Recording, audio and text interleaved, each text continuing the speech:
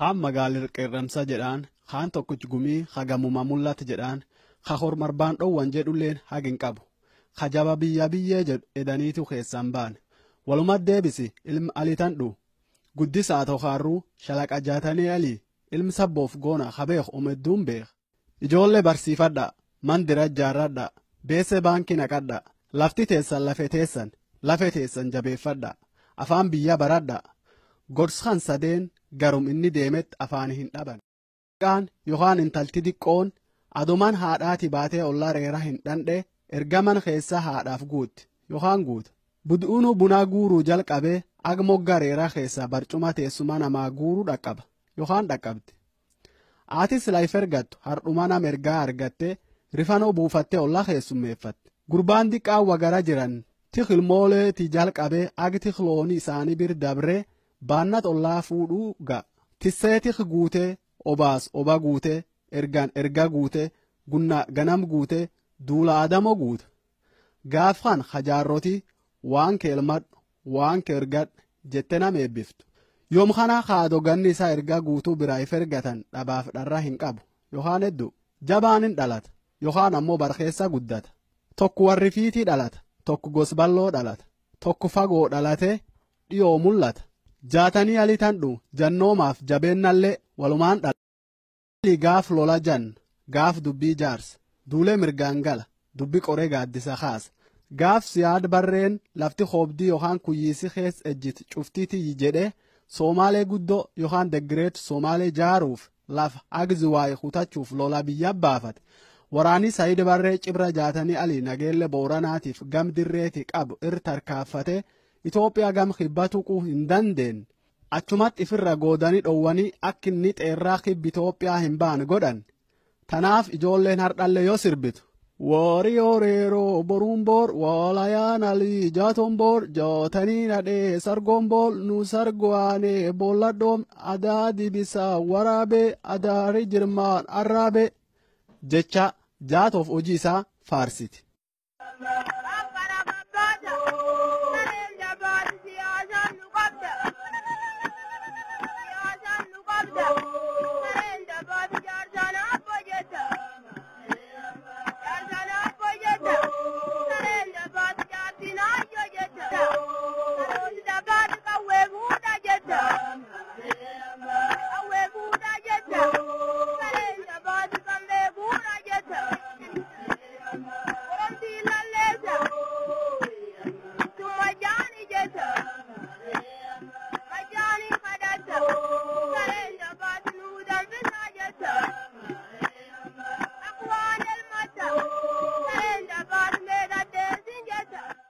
gaafa inni awraajja saadarii ta'e wanni jabaan tokko wanni dhaattu kenna dhalate waraan karaa Soomaliitiin dhufe waraan Soomaalii kana hadditti dhaabbatee guyyaan inni akka tara wotaaddaraa ta'ee waan kana keessa ejjee hada guyyaa hedduu fakkeenya amma gaafa durii kan beeku keessa kaana kannillee waraan keessatti argamne keessa tokko doofi jiloo galoo waraan jedhanii nami guddaan tokko jirmoo diida jedhanii lubbuu isaa dhabe qaxoomaaree jedhanii nama guyyiiti kulleen lubbuu isaa dhabe waraan sun keessa jaatanii hin jira.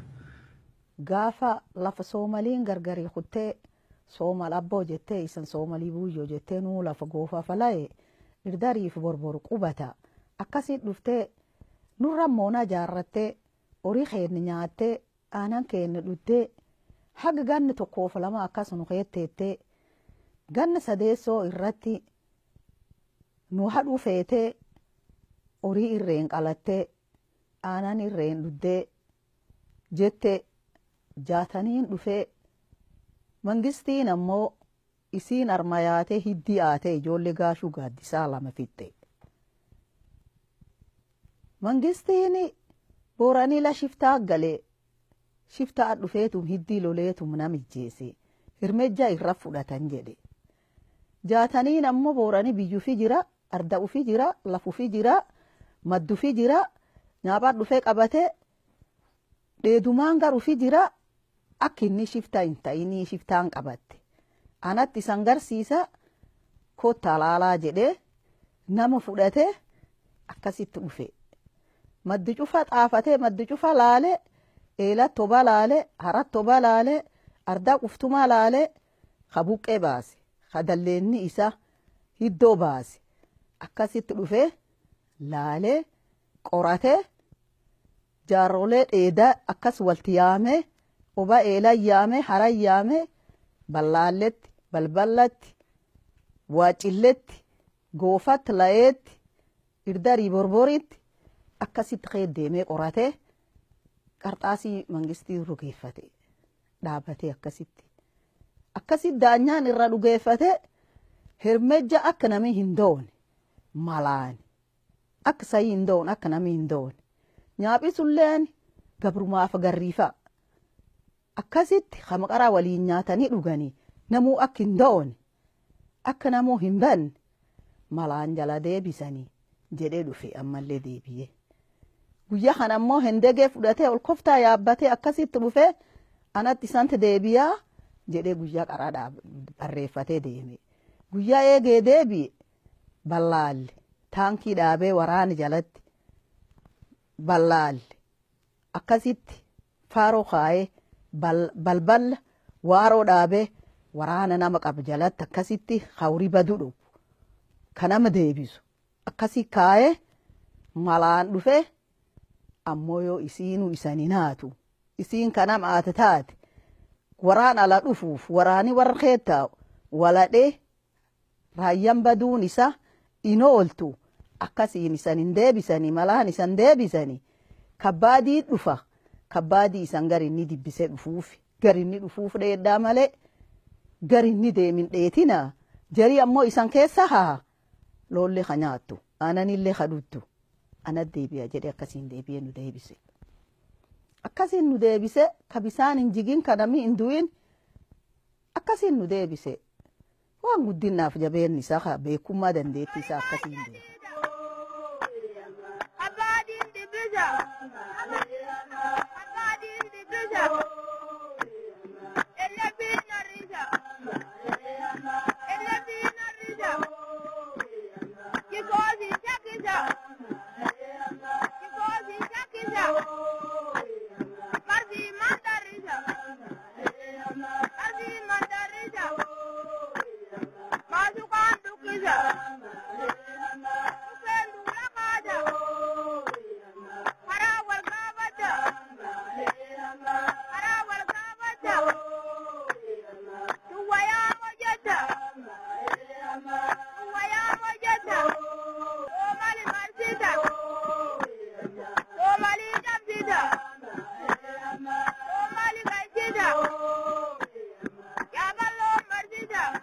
jaatanii alitan dhubar 1941 godin booranaa aanaa dirree ganda meelbanaa dhalate aati isaa ato kaarru aliitiif aab alitan dhu warrum horii horsiifatee jireen dhufi jiraatu jaatollee namumti horii jabeessu yarsuma eegatan bar 1952 keessa is ganni 11 baaddiyaa fuudhanii barumsaaf finfinnee Olle Boorana tafulaa barumsaa Finfinnee galte keessa miilii isaa nama 31 warri bar 1952 gar Finfinnee dhufe. Ijoollee 34 ta bar 1947 barumsaa Finfinnee dhufte walitti daramanii warrilleen barumsii fi itti dabre. Manneen barnoota fulalama barate. Kuta tokko ag 9 mana barumsa Madaane Alemitti, kuta 10 ag 12 mana barumsa sadarkaa lammeessoo Jeneraal Wengeet jirutti barate. Akka warris beek jedhutti gaaf barumsa irra jirsunitti shalaqa jaataniin nam aadaa seenaaf argaa dhageetti uummata isaa barsiisotaaf barattoota mana barumsa isaa barsiisaa bahe guddoo jaalatanillee jedhan. Yoo eegaa seenaa kan quba qabaatanii namni karaa Booranaa Finfinnee dhumnee barnoota jalqabne nama 34 waggaa 4 turree jennaan jaatanii ali kun warra qaraa dhufaan keessaa jaarsoo halakee jedhanitti obboleessu waliin dhalatanii fi ammoo gosaa fi bachiituuf jaree lachuu isatti eegaa qabee dhufee nu gaaf karaa dhumne mani barnootaa kan dhugalle Madaanii Alem jedhan Finfinnee keessa. Ijoolleen eegee kenna dhufre nak 31 kan jeetti ijoolleen tunneen manuusuun galtee achitti wal garbu isaan. Ariyaamman barumsaa inni itti barataa bahee liivii jettiin. Liiviin maqanaan biyyi Roomaa kadhaloot Kiristootiin dur bar 59 dhalatee ag dhaloot Kiristootiin duuba bar 17 jiraate. Taades Liivii jedhama. Inni afnamaa dhaloota illee hin jira barnoota mana barnootaa galee ijoollee waan argan qajeelchee afaan qajeela waan argan qajeelchee namatti himuu danda'u. Keessumatti waan laf boorana kan keessa dhagaye waan ilaan arge kan cufloo namatti haasa'u akkuma nam guddaa haan wanni isa cufti. Taani gulisumaa ijoolleen maqaatti ba'aaf. Taatesleef bar Impaayir Roomaa keessa nam seenaa biyyi suni barsiisaa kitaaba hedduu barreessuun beekamu. Akka Ariyaan jettutti tanaaf shalaqa jaatanillee maqaa wal fakkaatu sun baasaniif jedhan. Maqaan isiin itti baafte yoo gaafas barreessuun matsaafa biyya Ingiliiza qofaati tokko dura March of Time achitti seenaa biyya Roomaanitaan nam tokko seenaa Roomaanitaaf jedha Liibii jedhanii jira nama kana Liibii jettee isuma isaan waan inni waan boorana kana waan durii waan dhagachuuf akkuma argee akkuma nam guddaa kan nama taa'u Liibii jettee maqaa itti baafte ijoolleen. Jaatoon barumsa sadarkaa lammeessoo fixannaan bara 1962 keessa leenjii poolisii ganna 3 jedhanii buufata poolisii Abbaa Diinaa Finfinneetti ergan. Leenjii ganna 3 sun bara 1965tti qabxii olaanaan fixate. Akka ragaan barumsa poolisii hagaaf leenjii poolisii fixate sunitti warri is waliin baratu nama jabaa ulfinnaaf jaalalnamaa qabu filadha jedhanii jennaan. Harka dhibbaa keessaa harka 92 is filatanii Haayil Sillaasee irraa badhaasa fudhate. Inni fuula deemtufatti nama waliin hojjetan. Kan inni uummata keessatti kufuu nama waraana kanuu nama ture waan isa kan namiin fudhata. Namiin fudhatee guldeemu. Nama dhugeeffatan. Nama waan qajeeltu nama dubbata. Yoo eega bal'innaanii na jette akka anis ilaalee nama jaalatu. Jaalala nama san guldamii inni dubbatuuf hin jaalatu. Diqqaa guddaalleen. Achiin duuba poolisii ta'ee waggaa 2 naannoo durii gamuu goofa jedhan tahaar uummata Oomoo jedhaniin tan keessa hojjeta ba'e. Taatullee gaafumsunuu shalaqa jaataniin sirna bulchiinsa mootummaa abbaa irree suniif jilbiiffate hin beeku. Gaafuma leenjii poolisummaa irra jirsunitti mootummaan waadaa leenjifamtootaaf gale guutuu didi jedhe waan mootummaan jedhe dida ba'e. Tan irratti arganii manqacoo yookiin adabbiif gar godin gamuu goofaatti ergan. Jaatanii nama yoo namaa wal arganii nam beekta namtuuf dubbiseetiin abbaa fedhan yoo taate nama walitti baay'isuuf dubbisee nam dur taa'ee waan cuuf nama dubbatu. Isaa gurbaa tokko jira Paawuloos Boggaalii jedhanii warri kun sullee namu akka isaa afaan qabu warra kaan eegamanii jecha warri barnoota fixee jennaan adabaatti gamgoofaatti ergan. Wanni gamgoofaatti erganiif karaan hin jiru yoo yuuraan deeman malee. Rakkoo hojjetu namni achi dhaqaachuu gamgoofaa kan akka deemuu akka fedhan deemuu hin danda'an akka lafa isaan achi ergan. Naannoon gamuu goofata gaafasis itti ergan sun bulchiinsa naannoo tabarsuun Itoophiyaan qabdu 14 keessaa tokko. Naannoo iyyeetti waan hedduun duub jirtu hara hin qabdu. Yoo ammoo bokkaan ganna kadurii ji'a 4 gargar hin cinne roobu naannoon sun lafa cufaan gargar citti. Gaaf shalaqa jaatanii gamuu goofaatti ergan kan nama akkisaa mootummaa waan duri jedhe hin guunni jedhee is waliin falma ba'e nam Paawuloos Boggaalee jedhanillee walumaan achitti ergan. Gamoo goofaa laf daarii Keeniyaatiin walitti ejjitu. Laf gochitii hedduun keessa jiraatu tayoo hedduu namilleen keessatti wal dhabee wal hadhu. Waraani kun jireenyi biyya suni guddoo jiruu harka fuudhu. Tan irratti lafti karaa manneen barnootaatiif waan sila namaa male hedduu hin qabdu. Achi deemnallee jaatanii nama waliin hojjetan achi jiru. Bulchaa poolisii cufaanuu walii galan. Sun callaaniiti uummata gamoofaa sanaa uummata hedduu kee jira. Amarifaa jiranii warra kana booran cufaan waladhan. Wanta haalli haati danda'u waraani kun dhaabbaturraa waan kan jalqabu. Achitti turre wanta nama callaa achi ture Finfinnee deebi'ee hojii jalqabe. Ganna lamaan achi taa'ee jaatoon naannoo sun waan hedduun jijjiiree misoomse. Hojiin hojjetan irraa jaalatanii eegee Finfinnee deebi'ee poolisii tiraafikaa ta'ee ganna 5 hojjete. Bara 1966 keessa ammoo biyyi Jeerman dhaqee ganna tokkoof leenjii saayinsii waraanaa barate.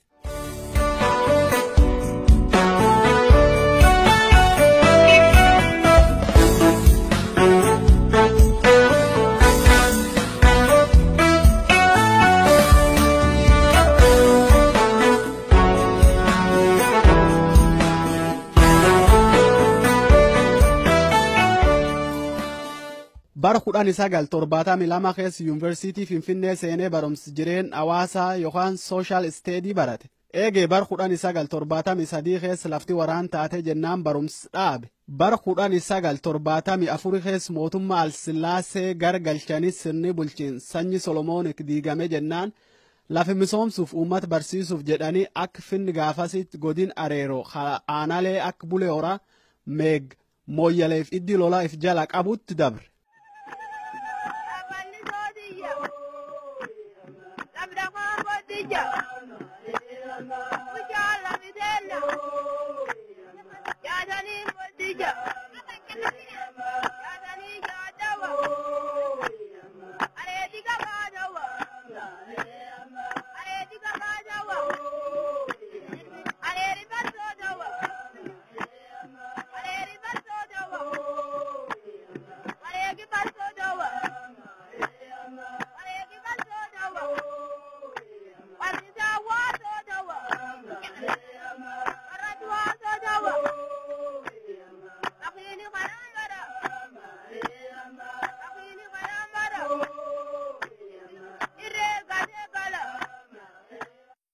Ag mootummaan dargii baqatutti naannumtan bulcha baye waan inni barsuun gosaaf baye hardhallee namu waan akka jedhe faarse. Jaataniin ammoo waan guddoo biyyaa baye culture revolution yookaan akka biyyi kuni yaada hamaa yookaan aadaa hamaa qabu jala qabee aga aadaa dansaatti biyya barsiisa baye hamtuullee akka hamtuut biyyi akka laalee dansaallee akka dansaatti biyyi fudhatee waan suni jaataniin biyya dur deeme biyya garsiisa. Aadaa hamtuu keessaa tokko kan beeku durii akkuma beekame Booranaa fi gosi dhibiin yookaan Booranaaf Gujiin yookaan Booranaaf Arsiin yookaan Booranaaf Gabartii gosi hedduun gosi xixiqqoon yookaan gosi dhaattu sun jiru namni waan tokkoon irra ka'ee bishaanii marraa bishaanaa ta'uu waan dhibiif haa ta'uu gosummaa haa ta'uu waliin keessa ture. Waan sun ammoo eegi jaataniin awraajjaa sadarii ta'e jala qabee waan sun hin dhaabe. Karaan inni dhaabeen jabaan tokko akka wanni kun aadaa hamtuu biyya barsiisa ba'ee nama ammoo waan sun dhagaa'uu didillee aga ejjecha lubbuutti tarkaanfiitti fudhatee aadaa hamtuu sun biyya keessa balleesse. Karaa aadaa dasaatiin ammoo guddinna ta'uu akka namni tika horii qofatti hin bullee akka namni qotatee buluu akka namni nagadatee buluu akka namni waan tokko qofatti adda dhaabbatee hin bullee hojii hedduu itti dhaabbatee jiru kana tokko tokkoon biyya keessa deemee barsiisa ba'ee.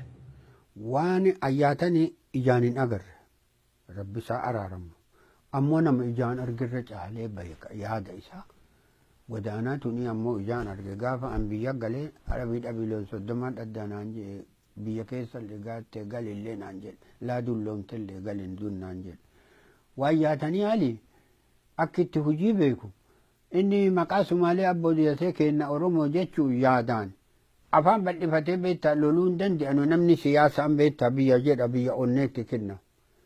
Waan ga'ee jedhe warra bira jiru guyyaa san jenne siyaasaa jedhani yaataniin bodhufa jedhaniitiin namu laga ba'ee laga eela goofaa kun wayaa miicatee afan achi deemaa dhufee nagaa bultanii booran bultiin nagaa oromoo ilmaan nagaa immoo fayyaa qabdanii wayaa afanii jedhan duuba miilaa irra deeme waan namni dubbatu laala beeyta.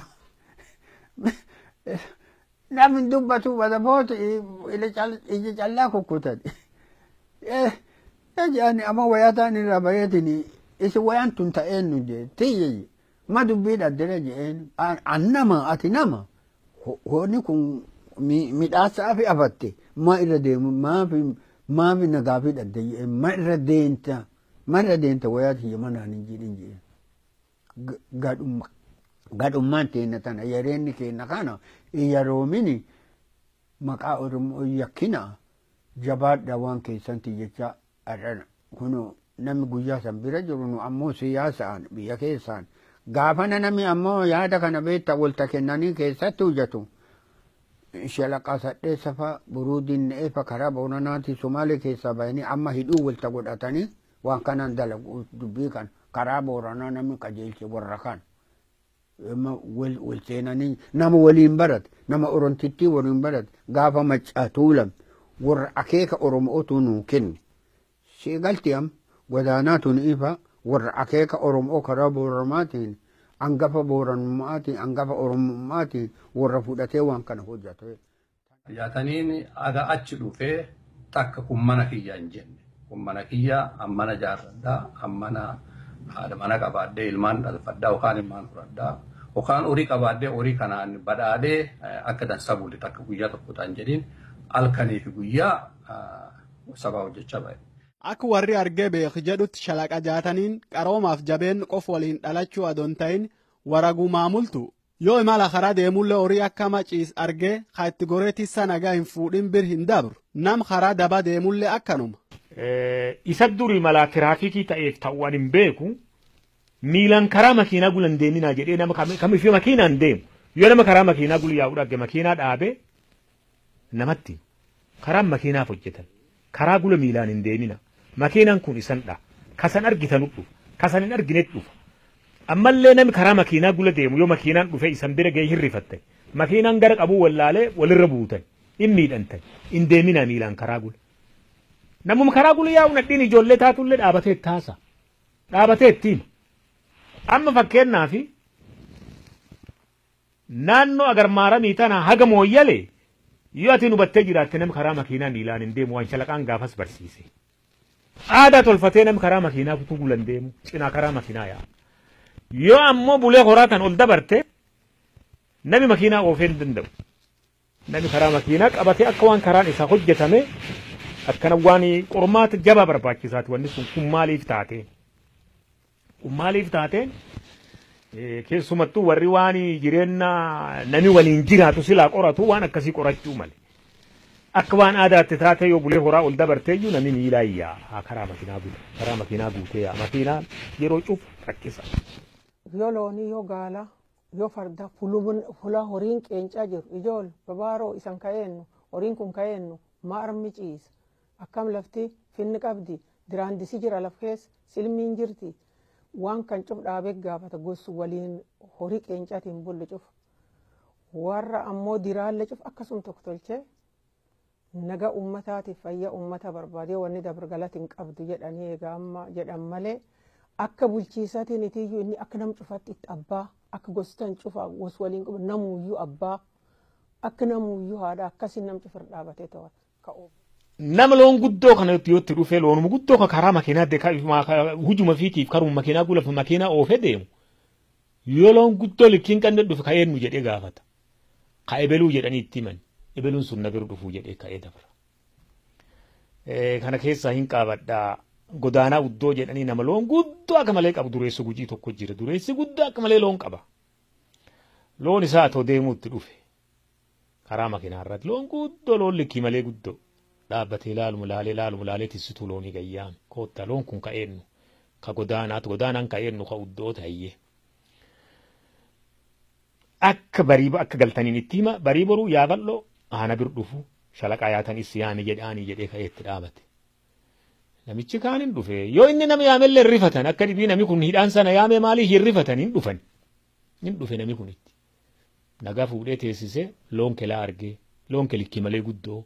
Maaliif keessaan gurgurri sangaama gurgurtee baankiitti hin deebiin loon kun gomaas hin bahan akkanatti yoo oolaan dhufee bonni itti dheerate horiin kun sirraa hubba woo baankii hin qabdu maalii hin qabdu horii hagam baankii qabdu waan nama kana guddisee wanni tolche argite sababa saniin horii fi gurguree nama kun baankii deeffate irraa dandamate haa oolaan dhuftellee irraa dandamate gara booranaallee akkasuma tolchaa jedhani. Dureeyyii booranaa tan amma dureeyyii loonii tan cufa yaamee gaffidee horii baankii galchisiisaa jedhan.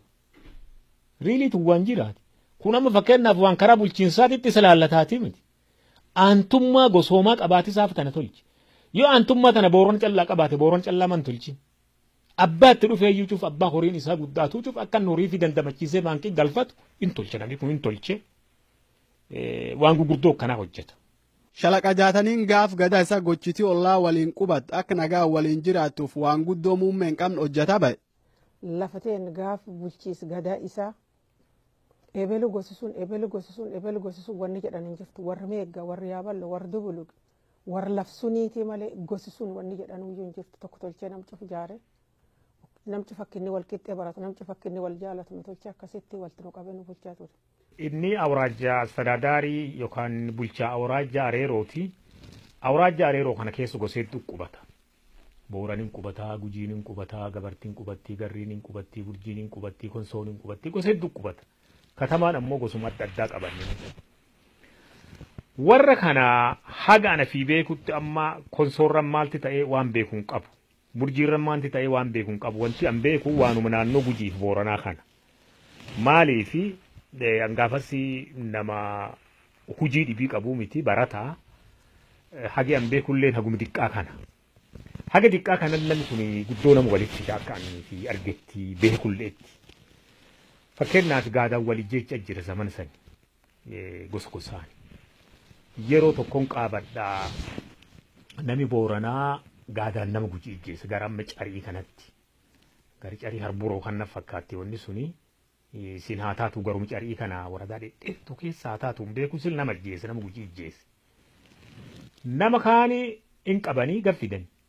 Katamaan geessinaa jedheetiin dhufeetiin. In geessinaa katamaa namni guyyoo katamaa seenee firdibeetii seeneen baa kun nagaa biyyaa walitti hin fiddu warri namni irraa du'e koottaa jedhe. Ijjeessaa jedhe ammasumatti. Hin ijjeessan.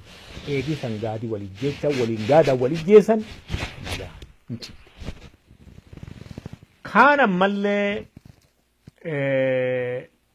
gabartii tuni gaafas baqattee kaatee warra gaafa ammaa shittaan Somaalee lafa seenee namni qawwee fudhatee Gujii haa ta'u, Booran haa ta'u, Gabra haa ta'u, Gabri haa ta'u qawwee fudhate kana guddatee warri gariini asuun deebine achi gakka'e.